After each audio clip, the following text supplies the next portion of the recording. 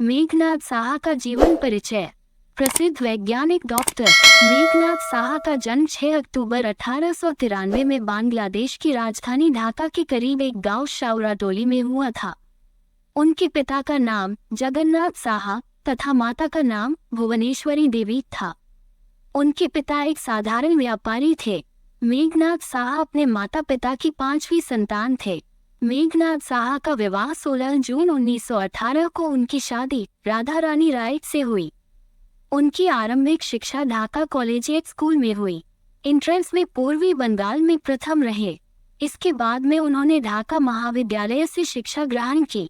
मेघनाद साहा कोलकाता के प्रेसिडेंसी महाविद्यालय के भी विद्यार्थी थे। वर्ष 1917 में मेघनाद साहा कोलकाता के यूनिवर्सिटी कॉलेज ऑफ साइंस में प्राध्यापक के तौर पर नियुक्त हो गए। वहां वह क्वांटम फिजिक्स पढ़ाते थे। वहीं पर उन्होंने उच्च अनुसंधान कार्य किया और D.Sc. की उपाधि प्राप्त की। सन 1923 से सन 1938 तक वे इलाहाबाद विश्वविद्यालय में प्रोफेसर भी रहे। इसके उपरांत वे जीवन पर्यंत 1956 में अपनी मृत्यु तक कलकत्ता विश्वविद्यालय में विज्ञान फैकल्टी के प्राध्यापक एवं डीन रहे। सन 1927 में वे रॉयल सोसाइटी के सदस्य बने। सन 1934 की भारतीय विज्ञान कांग्रेस के वे अध्यक्ष थे। मेघनाद साहा सुप्रसिद्ध भारतीय खगोल विज्ञानी थे।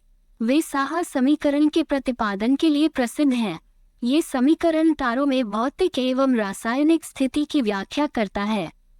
उनकी अध्यक्षता में गठित विद्वानों की एक समिति ने भारत के राष्ट्रीय शक पंचांग का भी संशोधन किया, जो 22 मार्च 1957 से लागू किया गया।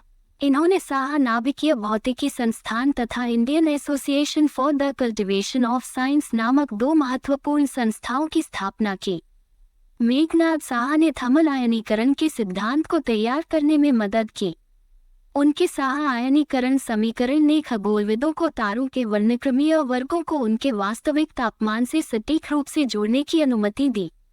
1608 में गैलीलियो के दूरबीन के आविष्कार के बाद से साहा के समीकरण को खगोल विज्ञान और खगोल भौतिकी में 10 सबसे उत्कृष्ट खोजों में से एक माना जाता है।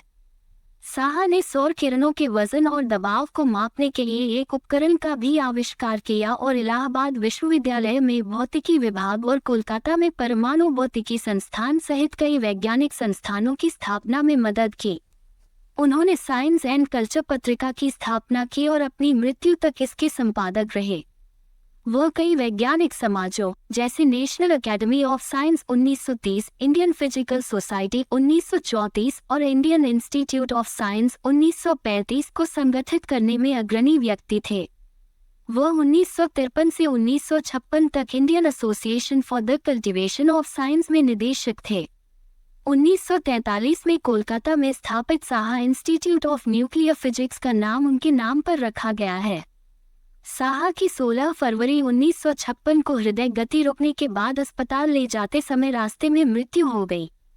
वह योजना आयोग के राष्ट्रपति भवन स्थित कार्यालय जा रहे थे। ये बताया गया कि वह अपनी मृत्यु से पहले 10 महीने से उच्च रक्तचाप से जूझ रहे थे।